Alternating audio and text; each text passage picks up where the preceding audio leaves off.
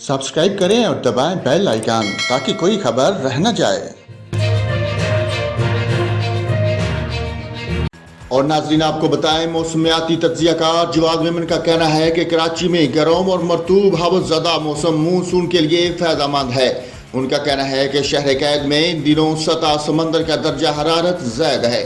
सतह समंदर के ज़्यादा दर्जा हरारत के बाद समुद्री हवाओं के साथ ज़्यादा नमी आ रही है।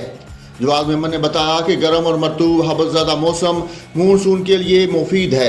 गर्मी के बाद सीजनल लो प्रेशर एरिया बनने में मदद मिलती है। उन्होंने बताया कि मानसून के आगाज पर बारिश से सिस्टम गुजरात और राजस्थान से सिंध में आते हैं। कम प्रेशर एरिया मानसून की हवाओं को अपनी जानब खींचता है। मौसमियाती तज्जियाकार का कहना है कि पाकिस्तान में मानसून का साइकिल ऐसे ही चलता रहता है।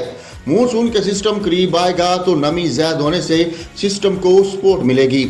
उनका यह भी कहना है कि इससे सिस्टम की शिद्दत बरकरार रहेगी या फिर बढ़ भी सकती है। हबस मानसून के सिस्टम के लिए फ्यूल का काम करता है।